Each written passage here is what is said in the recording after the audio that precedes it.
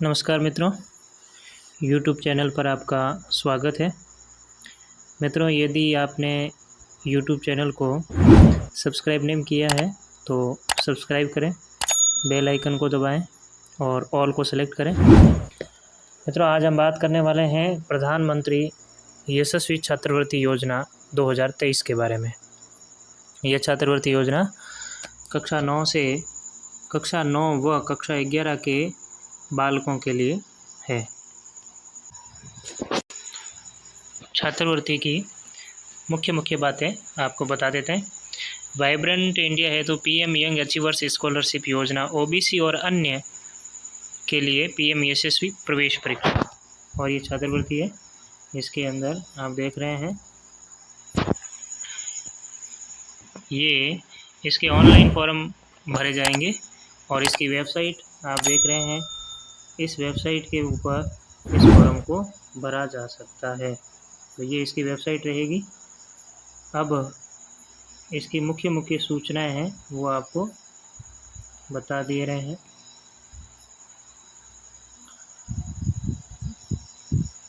कार्यक्रम क्या है, इसके परीक्षा कब आयोजित होगी और फॉर्म कब भरे जा रहे हैं वो ये। आवेदन पत्र ऑनलाइन जमा करने की तिथि है 11 जुलाई 2023 से 10 अगस्त 2023 रात्रि 11:50 तक ये फॉर्म भरे जाएंगे। आवेदन पत्र सफलतापूर्वक जमा कराने की अंतिम तिथि है वो 10 अगस्त 2023 रात्रि 11:50 तक ये ऑनलाइन होगी। और ऑनलाइन पत्र से पहले से भरे गए विवरण का ऑनलाइन सुधार, यानी आपने जो फॉर्म भरा है उस दौरान कोई त्रुटि रह गई है तो सुधार करने के लिए आपको 12 अगस्त 2023 से 16 अगस्त 2023 तक उसमें सुधार करने का आपके पास ऑप्शन रहेगा। तो आप ऑनलाइन जा कर के और अपनी वो आईडी जो आपने क्रिएट करी है उसमें लॉगिन करके और कुछ सुधार करने की अपेक्षा है तो आप कर सकते हैं। परीक्षा का शुल्क विद्यार्थियों को कोई देना नहीं होगा। अब प्रवेश पत्र है वो एनटीए की जो वेबसाइट है उस वेबसाइट के माध्यम से घोषणा कर दी जाएगी। परीक्षा की तिथि फिक्स है, 29 सितंबर 2023 शुक्रवार को होगी। परीक्षा की पद्धति paper pen mode OMR sheet पर होने वाली है। परीक्षण का प्रारूप वस्तुनिष्ठ मल्टी चॉइस क्वेश्चंस होंगे। इसमें परीक्षा 2.5 घंटे की होगी, यानी 150 मिनट की होगी। प्रश्न पत्र का माध्यम होगा वो द्विभाषी होगा, यानी हिंदी और इंग्लिश दोनों टाइप का होगा, और जिसमें यदि हिंदी संस्करण में कोई त्रुटि है तो इंग्लिश का संस्करण है वो मान्य होगा। परीक्षा का समय जैसा कि प्रवेश पत्र में दिखाया जाएगा। परीक्षा का केंद्र, जब प्रवेश पत्र जारी होगा तो उसके ऊपर आपके परीक्षा का केंद्र जो आपने फॉर्म भरते समय आपको सेलेक्ट करना है उसमें से कोई हो सकता है। एनटीए की वेबसाइट की परिणाम की घोषणा है वो जब होगी तब घोषणा वेबसाइट पर कर दी जाएगी। और ये 2 वेबसाइट है जहाँ पर ये छात्रवृत्ति की से संबंधित सारी जानकारियाँ हैं वो उपलब्ध रहेगी। एनटीए आपसे बार बार निवेदन कर रहा है कि जो फॉर्म भरा जा रहा है वह बिल्कुल रिकॉर्ड के अनुसार सही होना चाहिए, क्योंकि फाइनल सबमिट होने के बाद में एनटीए किसी भी प्रकार की सुविधा फॉर्म में सुधार करने की सुविधा प्रदान नहीं करता है। तो सुधार की डेट जाने के बाद में किसी प्रकार का उसमें सुधार नहीं होगा और उसके लिए कैंडिडेट खुद जिम्मेदार होगा। ऑनलाइन मोड पे फॉर्म भरने हैं और वो आपको भरने हैं। फॉर्म 2 चरणों के अंदर भरे जाएंगे। पहले में आपको पंजीकरण करना पड़ेगा और पंजीकरण होने के बाद में फिर आपको जो पंजीकरण संख्या मिलेगी उस पंजीकरण संख्या और आपको जो पासवर्ड आपने बनाए हैं वो पासवर्ड से आपको लॉगिन करना है। और लॉगिन करने के बाद में दूसरा चरण है वो शुरू होगा, उसमें आवेदन पत्र आपको पूरा भरना होता है। तो ये प्रथम चरण और ये दूसरा चरण, 2 चरणों के अंदर फॉर्म को आपको भरा जाना है। कुछ चीज़ें फॉर्म भरने से पहले आपको तैयार करके रखनी है, वो क्या है आपको देखना है। आपका नवीनतम रंगीन या ब्लैक एंड वाइट फ़ोटो आपका तैयार आपको रखना है। ये फ़ोटो अपलोड करेंगे तो वो JPG या JPEG प्रारूप के अंदर होना चाहिए। और फ़ोटो की जो तस्वीर है वो 10 KB से 200 KB के बीच में होनी चाहिए। और उसके बाद हस्ताक्षर जो आप ऑनलाइन अटैच करेंगे तो हस्ताक्षर भी साफ, सुंदर और स्पष्ट होने चाहिए। और उसकी साइज़ है वह होनी चाहिए 4 KB से 30 KB के बीच में। उसके बाद आपको डॉक्यूमेंट चाहिएगा श्रेणी यानी कास्ट सर्टिफिकेट, या आप विशेष श्रेणी में आते हैं तो वो श्रेणी सर्टिफिकेट चाहिएगा। और श्रेणी सर्टिफिकेट है उसका एक प्रारूप है, वो मैं आपको बताने वाला हूँ। वो प्रारूप है, उस प्रारूप को आप PDF बनाएंगे, PDF फॉर्मेट में रखेंगे और उसकी साइज़ होगी 50 KB से 300 KB के बीच में। उसके बाद आपको एक आय प्रमाण पत्र है, उसका एक PDF बना करके और वो अपलोड होगा, तो उसका आपको साइज़ रखना है 50 KB से 300 KB PDF में। और उसके बाद यदि कोई दिव्यांग कैंडिडेट है तो दिव्यांगता प्रमाण पत्र है, वो भी इसके अंदर आपको देना। साथ में एक आधार कार्ड है, आधार कार्ड को भी आगे का और पीछे दोनों साइड का आधार कार्ड है, उसका एक पेज PDF का बना करके, और वो भी PDF की साइज़ है वो 50 KB से 300 KB। ये इतने डॉक्यूमेंट आपको तैयार करके और रखने हैं।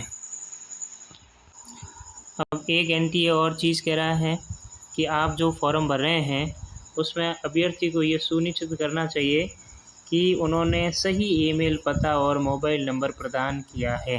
यानी अभ्यर्थी जिसका आप फॉर्म भर रहे हैं, ईमेल पता और मोबाइल नंबर उसका स्वयं का हो, इसकी प्राथमिकता NTA देता है। NTA कहता है कि यदि आप किसी अन्य के मोबाइल नंबर या ईमेल ID दे रहे हैं, उससे उत्पन्न होने वाली किसी भी समस्या पर NTA जिम्मेदार नहीं है। तो आपको कोशिश ये करनी है कि बच्चे का स्वयं का ईमेल ID हो और उसके परिवार का ही मोबाइल नंबर इसमें प्रयोग लिया जाए। अब जब परीक्षा होगी तो परीक्षा स्थल पर विद्यार्थी को क्या लेकर जाना है, उसको लेकर और NTA ने एक गाइडलाइन जारी की है। और उन्होंने कहा है कि विद्यार्थी जब परीक्षा देने के लिए जाए तो NTA की वेबसाइट से डाउनलोड प्रमाण पत्र है, उसके ऊपर कोई फ़ोटो चिपकाना है तो वो पूरा व्यवस्थित पूरा करके, एक तो वो पत्रक आपके पास होना चाहिए, और एक साधारण नीला पेन, यानी कलरफुल नहीं होना चाहिए, साधारण पारदर्शी जो नीला पेन होता है या काला बॉल पेन है, वो आपको OMR शीट भरने के लिए ले जाना है। प्रवेश पत्र और उपस्थिति पत्रक पर चिपकाया जाना है तो 2 अतिरिक्त तस्वीर, यानी आपको पासपोर्ट साइज़ के 2 फ़ोटो लेके जाने साथ में, और व्यक्तिगत पारदर्शी पानी की बोतल आपको, क्योंकि 2.5 घंटे 150 मिनट आपको वहाँ बैठना है, तो उसके लिए पानी की यदि आवश्यकता होगी तो वो बोतल आपको पारदर्शी बोतल लेके जानी है। और यदि कोई अर्जेंट दवाई जैसे डायबिटीज़ वाला है तो उसके हिसाब से कुछ आवश्यक है तो वो आपको अलाउ रहेगी। अब ये जो प्रधानमंत्री यशस्वी छात्रवृत्ति योजना है, यह योजना किन बालकों के लिए है, कौन सी कक्षा के स्तर के बालकों के लिए, ये आपको ध्यान में ही होगा। वो है आपके कक्षा 9 में अध्ययनरत विद्यार्थी और कक्षा 11 के अध्ययनरत विद्यार्थियों को यह छात्रवृत्ति है वो दे है, तो इसका आपको ध्यान रखना है। और इससे संबंधित जो सूचनाएं हैं वह सूचना आपको इस वेबसाइट पर भी देखने को मिलेगी।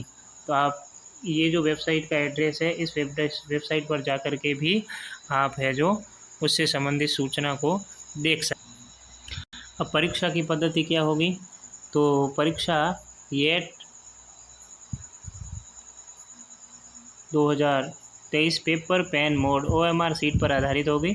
और परीक्षा में क्या क्या विषय रहने वाले हैं, तो इसमें प्रदान किया गया है कि परीक्षा के अंदर ये जो विषय हैं वो विषय रहने वाले हैं कि आपको गणित के 30 प्रश्न आएंगे, प्रत्येक प्रश्न 1 नंबर का होगा और कुल अंक 30 होंगे। इसी प्रकार आगे रहेगा विज्ञान का पेपर, विज्ञान का विषय 25 प्रश्न आएंगे, एक प्रश्न 1 नंबर का होगा और 25 नंबर का विज्ञान का होगा। और फिर आता है सामाजिक के भी 25 प्रश्न आएंगे और एक प्रश्न 1 नंबर का होगा, टोटल 25 मार्क्स होंगे। और सामान्य अभिज्ञता और ज्ञान, ये जो पेपर होगा इसमें विषय रहेगा 20 नंबर के प्रश्न का और 1 नंबर का एक प्रश्न होगा और टोटल मिलाकर के 20 अंक इसके होंगे। तो कुल मिलाकर के 100 अंकों की परीक्षा होने वाली है। फिर उसके बाद प्रश्नों का प्रकार, तो प्रश्न हैं वो बहुविकल्पात्मक प्रश्न होंगे, ठीक है ना, 4 विकल्पों के साथ बहुविकल्पी होगा, केवल एक सही उत्तर देना है और कोई नकारात्मक अंकन नहीं है, मतलब माइनस मार्किंग नहीं होगी। परीक्षा की अवधि आप देख रहे हैं, पहले भी बताया गया है, 2.5 घंटे की है, 150 मिनट आपको परीक्षा में बैठने हैं। और सबसे बड़ी महत्वपूर्ण बात यह है कि आपको कम से कम 35% अंक अर्जित करना आवश्यक है। एक अभ्यर्थी लिखित परीक्षा में न्यूनतम 35% अंक अर्जित करने पर ही परीक्षा में उत्तीर्ण घोषित किया जाएगा। यानी 35% से कम नंबर है तो आप उत्तीर्ण नहीं हो पाएंगे। और अगली बात है, पेपर 2 भाषा में होगा, ये आपको ध्यान में ही है। अब पाठ्यक्रम क्या रहेगा, पाठ्यक्रम का स्तर क्या रहेगा, तो वो इसमें दिया गया है कि कक्षा 9 के जो विद्यार्थी है उसमें कक्षा 8वीं की NCERT पाठ्यक्रम का स्तर रहेगा और कक्षा 11 के विद्यार्थियों के लिए 10वीं तक के NCERT पाठ्यक्रम का स्तर रहने वाला है। अब इसमें कौन फॉर्म भर सकता है, तो इसकी कुछ खास बातें इसमें दी गई है।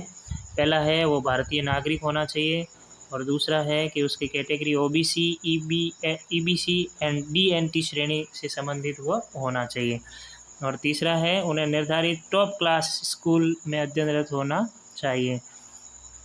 ऐसे विद्यालयों की सूची है वो NTA पर, इस वेबसाइट पर आप देख सकते हैं। इस वेबसाइट पर जिस विद्यालय की सूची है उसी विद्यालय के विद्यार्थी इसमें फॉर्म भर सकते हैं। और कक्षा 8 उत्तीर्ण है वो कक्षा 9 के लिए छात्रवृत्ति का पात्र होगा, और कक्षा 10 उत्तीर्ण है वो कक्षा 11 के लिए छात्रवृत्ति का पात्र होगा।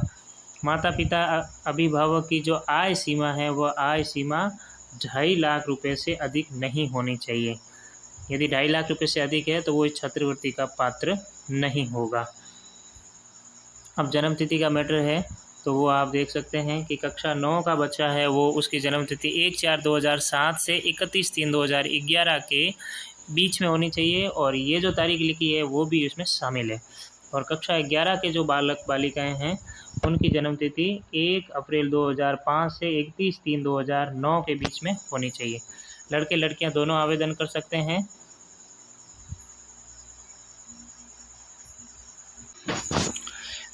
फिर बच्चे को जब फॉर्म भरना होता है तब उसको कास्ट सर्टिफिकेट और इनकम सर्टिफिकेट है वह अपलोड करना होता है। तो उसका परफॉर्मा मैं आपको बता दे रहा हूँ, ये उसका परफॉर्मा है। ये एनेक्सर 6 है, उसमें आपको सेल्फ डिक्लेरेशन करना है कि आपकी कैटेगरी क्या है। तो यहाँ पर यह है वो आप देख सकते हैं, ये कैटेगरी सर्टिफिकेट कास्ट का सर्टिफिकेट है। तो ये आप देख सकते हैं कि यह आपको भरना होता है। अब इसको भरने के बारे में भी थोड़ा सा मैं बता देता हूँ। एप्लीकेंट का नाम लिखना है, उसका एड्रेस लिखना है, और यह एप्लीकेशन नंबर है वो आप रजिस्ट्रेशन करेंगे उस समय आपको एक संख्या जारी होगी, वो संख्या यहाँ पे आपको भरनी है। और उसके बाद बच्चे का मोबाइल नंबर भरना है जो आप फॉर्म में रखने वाले हैं, और बच्चे की ईमेल आईडी भरनी है जो आप फॉर्म में रजिस्ट्रेशन करने वाले हैं। उसके बाद ये डिक्लेरेशन है, और उसके बाद यहाँ बच्चे के मम्मी या पापा में से किसी एक के साइन करवाने हैं, और इधर सिग्नेचर ऑफ एप्लीकेंट यानी बच्चा जो फॉर्म भर रहा है उसका, और आगे डेट लगानी है। तो ये हो गया। उसके बाद इनकम सर्टिफिकेट की भी डिक्लेरेशन, सेल्फ डिक्लेरेशन आपको करनी है। उसमें एप्लीकेंट का नाम, बच्चे का नाम हो जाएगा, उसके बाद उसका एड्रेस आएगा, और जो रजिस्ट्रेशन करने के बाद जो नंबर मिले हैं वो यहाँ पे लिखने हैं। बच्चे का मोबाइल नंबर और ईमेल आईडी आपको यहाँ पे लिखनी है। ये दोनों सर्टिफिकेट है, इसमें ये ईमेल आईडी, रजिस्ट्रेशन नंबर और ये सब सूचनाएं सेम होनी चाहिए। यहाँ पे फ़ोटो लग जाएगा, और उसके बाद सिग्नेचर मदर एंड फादर दोनों में से किसी एक का हो जाएगा, और एप्लीकेंट का सिग्नेचर हो जाएगा।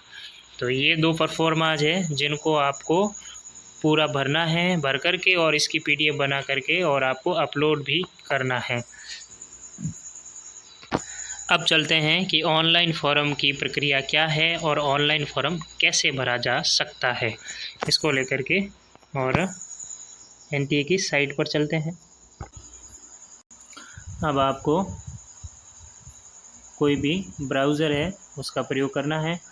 तो मेरे पास क्रोम ब्राउज़र है, तो मैं क्रोम में इसको भरूँगा।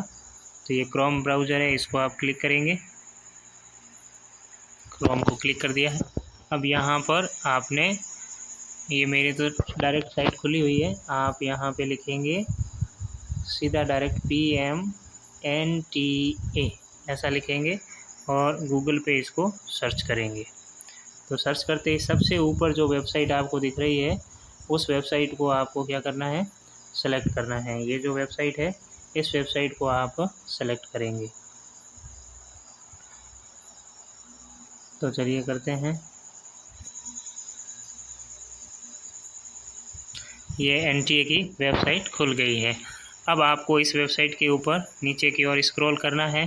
तो यहाँ पे आप देखेंगे न्यू कैंडिडेट रजिस्टर हेयर, ये आपको लिखा हुआ मिल रहा है। तो यहाँ पे आपको इसके ऊपर क्लिक करना है, न्यू कैंडिडेट रजिस्टर हेयर, इसके ऊपर आप इसके ऊपर क्लिक करेंगे। तो चलिए क्लिक करते हैं। ये क्लिक कर दिया। अब यहाँ पर आपका ये इंटरफेस खुलेगा। तो इसमें आपको सबसे नीचे ये नियम जो वगैरह है, जो सूचनाएं हैं, कैसे फॉर्म भरना है, इसको इंग्लिश में लिखा हुआ है, इसको आप पढ़ लीजिए। अन्यथा ये आपको सबसे नीचे जाना है और यहाँ पे एक टिक पॉइंट है, उसको टिक करना है और उसके बाद आगे नीचे की ओर जो फॉर्म भरने के लिए कहा गया है उसके ऊपर आपको क्लिक करना है, क्लिक हेयर टू प्रोसेस। तो प्रोसेस करने के लिए आपको यहाँ पे क्लिक करना है। क्लिक कर दिया। क्लिक करने पर यह सबसे पहले रजिस्ट्रेशन फॉर्म है वो खुल गया है। तो इस रजिस्ट्रेशन फॉर्म को आपको क्या करना है, फिलअप करना है। तो मैं एक आपको फिलअप करके दिखा देता हूँ। अब यहाँ पे आपको जिस बच्चे का आप फॉर्म भर रहे हैं उसकी क्लास को सिलेक्ट करना है। तो यहाँ क्लास सेलेक्ट करेंगे। जैसे मैं 9th क्लास का भर रहा हूँ तो 9th क्लास सेलेक्ट कर ली। अब यहाँ पे कैंडिडेट का नाम लिखना है। तो यह कैंडिडेट का नाम हो गया, जहाँ तक संभव हो कैपिटल लेटर में लिखना चाहिए। ये कैंडिडेट का नाम लिख दिया। उसके बाद में कैंडिडेट की ईमेल आईडी आपको लिखनी है। तो कैंडिडेट की ईमेल आईडी भी लिख दी, जो सही है, सही का निशान आ गया।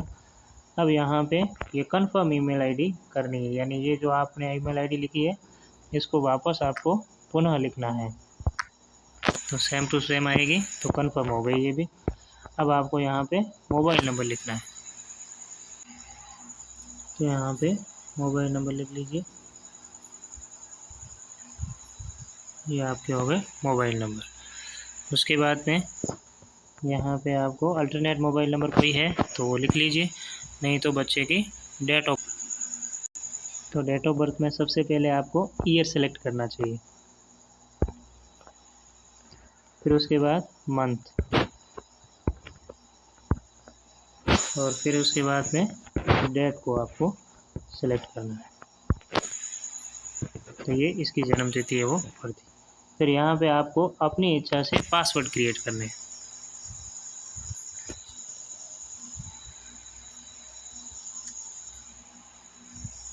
तो आप पासवर्ड क्रिएट कर लीजिए।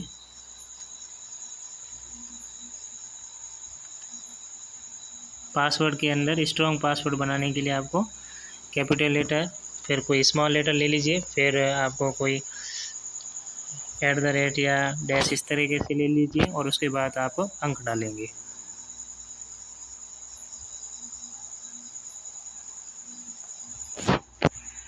फिर यही वाले पासवर्ड नीचे कन्फर्म में डाल दीजिए जो आपने यहाँ लिखा है।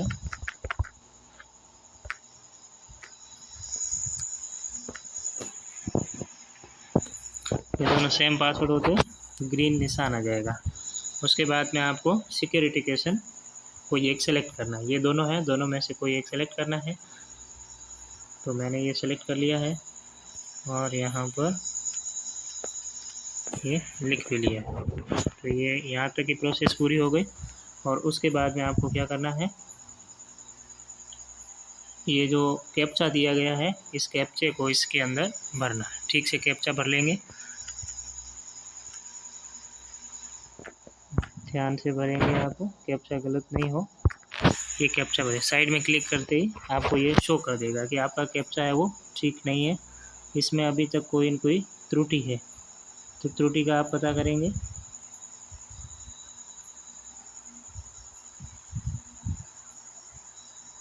अब ये आपका कैप्चा है वो सही हो गया है। यानी इस प्रकार से आप देख रहे हैं कि आपने सारी जानकारियाँ हैं वो व्यवस्थित रूप से ठीक से भर दी है। एक बार आप इसको चेक कर लीजिए कि कोई जानकारी में त्रुटि नहीं रहे। उसके बाद है जो आपको इसे सबमिट एंड सेंड OTP, ये आपको क्लिक करना है। तो सबमिट एंड सेंड OTP पे क्लिक करते हैं। ऊपर एक आपको चैट बॉक्स मिलेगा, उसमें आपको ये कंफर्म करने के लिए पूछ रहा है, तो इसमें आप येस को क्लिक करेंगे।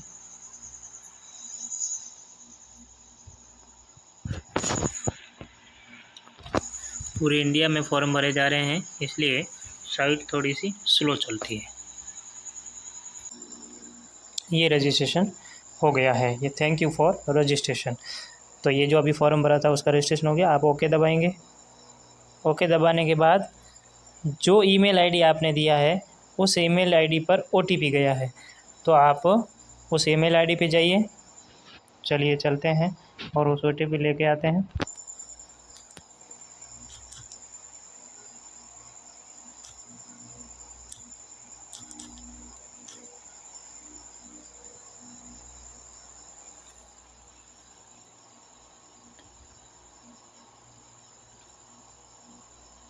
ये मेल आईडी है, यहाँ पे आप देख रहे हैं कि ये ईमेल यहाँ पर आया हुआ है। ये यहाँ पे देख रहे हैं यशस्वी नाम से ईमेल आएगा। ये इसका पासवर्ड यहाँ पे आ गया है, 4 अंकों का पासवर्ड है। आप उसको डाल देते हैं। पासवर्ड डाल दिया। अब इसको वेरीफाई करेंगे। ये आपका वेरीफाई हो चुका है। अब आपको क्या है, रजिस्ट्रेशन नंबर मिल गए हैं। ओके दबाइए। ओके दबाएंगे तो वहीं पे मेल आईडी में आपको जाना है और वहाँ से रजिस्ट्रेशन नंबर लेके आना है। रजिस्ट्रेशन नंबर लाने के बाद में आपको यहाँ पर वापस लॉगिन करना है। ओनली रजिस्टर्ड कैंडिडेट लॉगिन, ये जो यहाँ लिखा हुआ है, यहाँ पे आपको आना है और ये डिटेल भरनी है। एप्लीकेशन नंबर जो आपको मेल आईडी में मिल गए हैं, पासवर्ड जो आपने बनाए थे वो वाले, और सिक्योरिटी पिन S1 जो नीचे पिन दिए गए हैं वो वाले। तो चलते, तो ये जानकारी मैं भर दे रहा हूँ। तो ये एप्लीकेशन नंबर बच्चे का भर दिया है, पासवर्ड जो बच्चे का बनाया था वो भर देते हैं। फिर उसके बाद ये सिक्योरिटी नंबर जो है उसको डालना होगा। ये सिक्योरिटी नंबर डाल दिया। अब आप इसको लॉगिन पर क्लिक करेंगे। ये इसका लॉगिन हो गया है। अब ऊपर जो आपको 3 बिंदु दिख रहे हैं, आप यहाँ क्लिक कर सकते हैं। तो ऊपर के जो 3 बिंदु है यहाँ पे क्लिक करेंगे।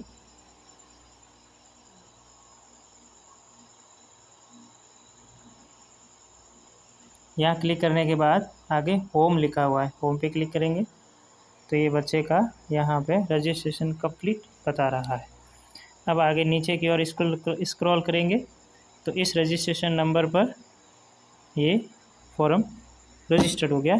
अब कंप्लीट एप्लीकेशन फॉर्म पर क्लिक करेंगे।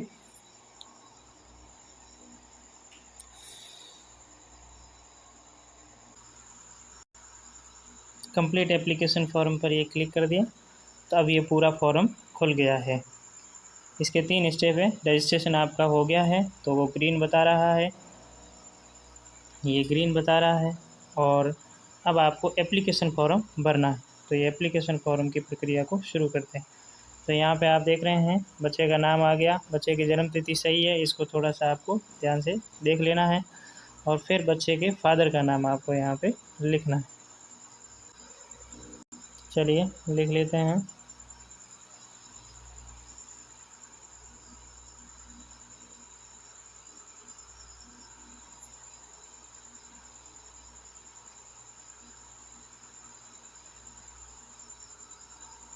फिर उसके बाद नेक्स्ट दबाएंगे तो आपको मदर का नाम आएगा।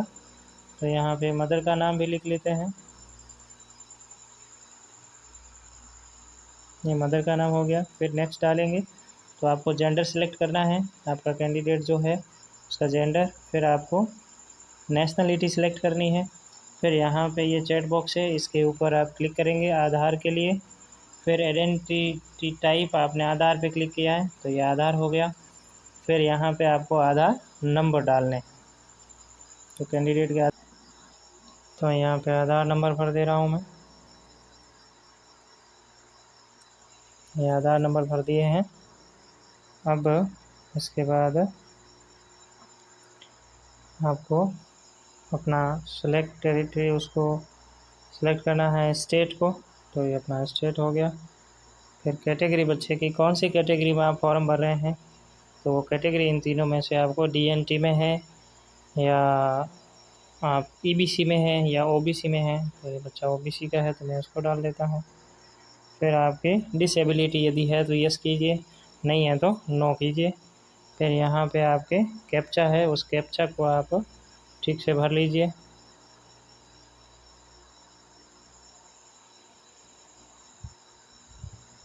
ये कैप्चा साइड में क्लिक करेंगे तो सही है कि नहीं, और राइट का निशान आ गया, इसका मतलब सही है। फिर ये आई एग्री सेट बॉक्स के ऊपर क्लिक कीजिए और फिर सेव एंड नेक्स्ट पर क्लिक करना है। सेव एंड नेक्स्ट पर क्लिक कर दिए। फिर ये आपकी पर्सनल डिटेल है वो सक्सेसफुली सेव हो गई है। ओके पर क्लिक करेंगे तो ये अगली इन्फॉर्मेशन सीट है वो खुलेगी। अब यहाँ पे कैंडिडेट का कंप्लीट आपको एड्रेस लिखना है, तो मैं एड्रेस लिख देता हूँ।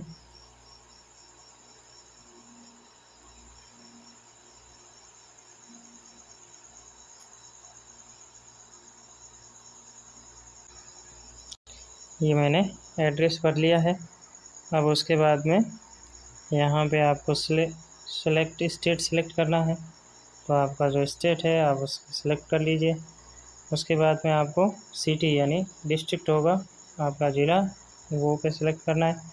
फिर यहाँ पे आपको पिन नंबर लिखना ज़रूरी है, तो पिन नंबर सही सही लिख लीजिए। उसके बाद में आप अगले स्टेप में जाइए।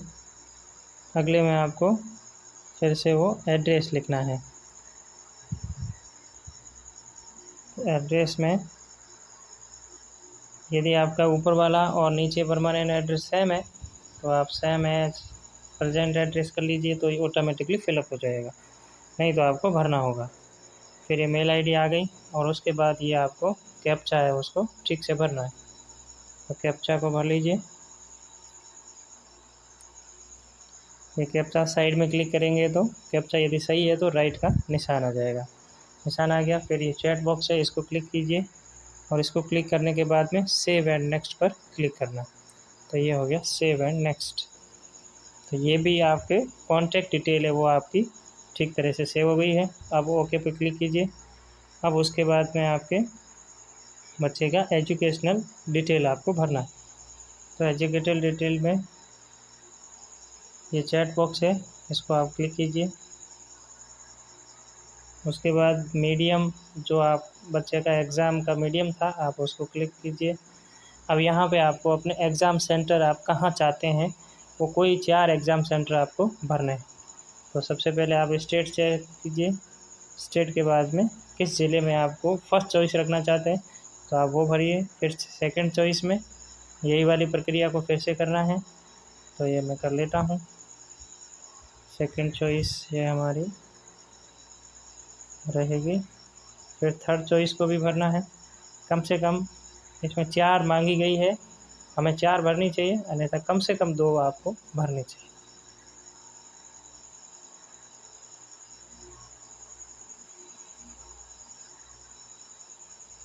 तो ये भर लीजिए, मैं चौथा में भर रहा हूँ।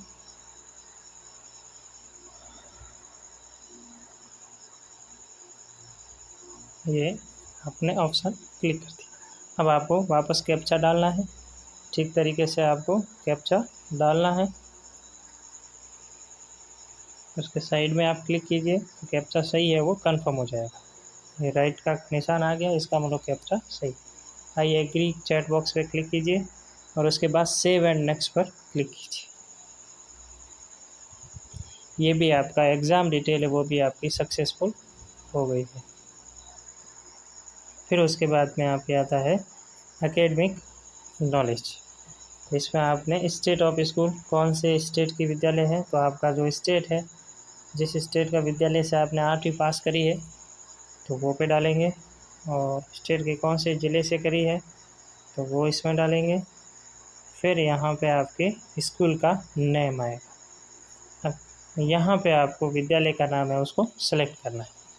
तो ये पूरी लंबी लिस्ट है, इस लिस्ट में से आपको इसे खोजना होगा, खोज करके आप सेलेक्ट करें। ये मेरे विद्यालय मिल गया, तो उसके आगे जो लाइन है उसको आप सेलेक्ट करें। ये विद्यालय राइट हो गया। उसके बाद में बच्चे ने कितने परसेंटेज 8वीं क्लास में अटेंड किए, वो अटेम्प्ट परसेंट है वो आपको, तो ये परसेंटेज लिख लीजिए। ये मैंने परसेंटेज में केवल अंक लिखने हैं, पीछे परसेंट लिखना आवश्यक नहीं है, नहीं लिखना है। फिर आगे आपको भाषा सेलेक्ट करनी है, एग्ज़ाम की भाषा कौन सी चाहिए आपको, 9th क्लास में कौन सी भाषा में एग्ज़ाम देने वाले हैं वो आपको सेलेक्ट करना है। फिर वापस यही कैप्चा बॉक्स आपको इसके अंदर डाल, इसको ठीक से कैप्चा डाल दीजिए और साइड में क्लिक कीजिए। ये कंफर्म हो जाएगा कि आप कैप्चा आपका सही है या नहीं। ये ग्रीन राइट का निशान आ गया, इसका मतलब कैप्चा सही है। उसके बाद आई एग्री का चैट बॉक्स है, आप इसको क्लिक कीजिए और सेव एंड नेक्स्ट पर अंत में क्लिक करें। तो ये एजुकेशनल डिटेल भी आपकी सक्सेसफुली सेव हो गई है। अब आगे पारिवारिक जो भी डिटेल है वो आपको भरनी है। तो यहाँ पे पेरेंट्स का पूछा जा रहा है, तो क्या लिखा है, एजुकेशन बैकग्राउंड ऑफ पेरेंट्स।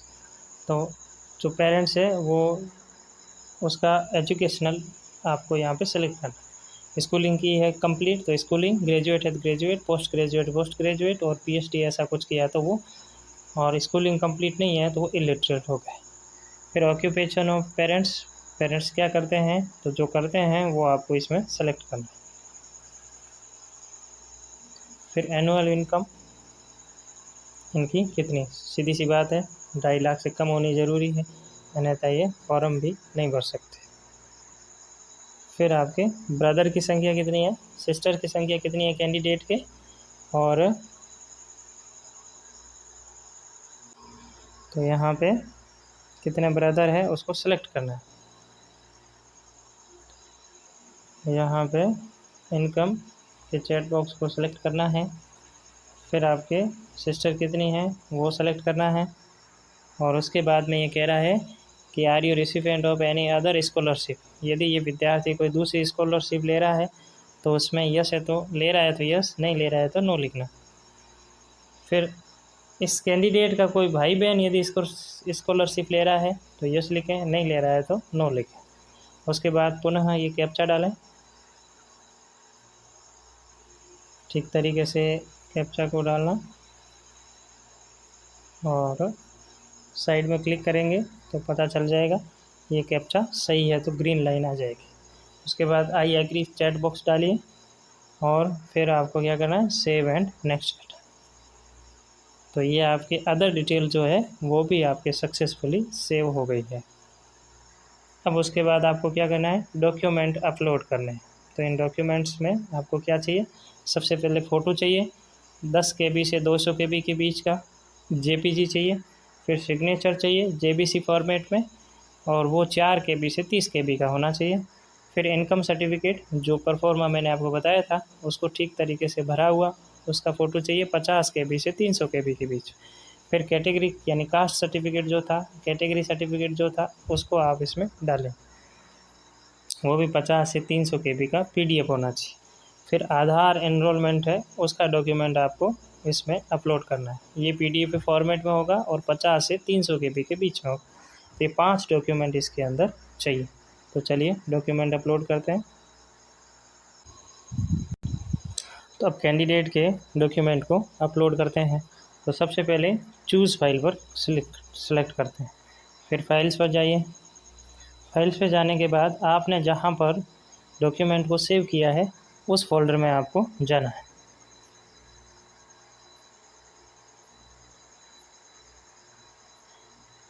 तो मैंने जहाँ डॉक्यूमेंट सेव किया है मैं वहाँ से डॉक्यूमेंट को अपलोड करता हूँ।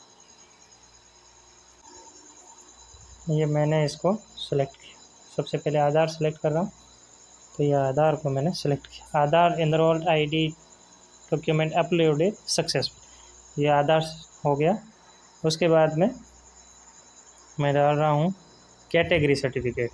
तो आप चूज़ पे सेलेक्ट करेंगे पहले, तो चूज़ पे सेलेक्ट किया, फिर वही फाइल पे जाना, फिर यहाँ से आप सीधा सर्च कर सकते हैं अपने गैलरी से। आप सर्च किया तो आपके नीचे डॉक्यूमेंट आ गया। तो कैटेगरी सर्टिफिकेट में डाल रहा हूँ, ये मैंने कैटेगरी सर्टिफिकेट डाल दी। तो कैटेगरी सर्टिफिकेट अपलोड सक्सेसफुली। उसके बाद में आपको कौन सा डालना है, इनकम सर्टिफिकेट। इनकम सर्टिफिकेट में चूज़ फाइल को आपको सेलेक्ट करना। जहाँ पे आप डॉक्यूमेंट अपलोड करेंगे तो आपको इस प्रकार से इस कॉलम को आपको पहले सेलेक्ट करना है। तो इसको सेलेक्ट किया इनकम सर्टिफिकेट के लिए, फिर से वही फाइल्स के अंदर जाना। यहाँ से आप क्या करेंगे, इसको सर्च कर सकते हैं। सर्च करके और इनकम सर्टिफिकेट है, आप उसको सेलेक्ट करें। ये सेलेक्ट कर दिया फाइल को, आपके इनकम सर्टिफिकेट भी अपलोड है वो सक्सेसफुली हो गया है। उसके बाद में आपका रहता है सिग्नेचर। तो चूज़ फाइल पर सिलेक्ट कीजिए और फाइल पे जाइए। उसके बाद में आपका सिग्नेचर का जो है उसको आपको सेलेक्ट करना है। तो ये ऊपर सिग्नेचर दिख रहे हैं, ये सिग्नेचर को मैंने सेलेक्ट किया। तो यहाँ थोड़ी सी साइट में दिक्कत आ रही है।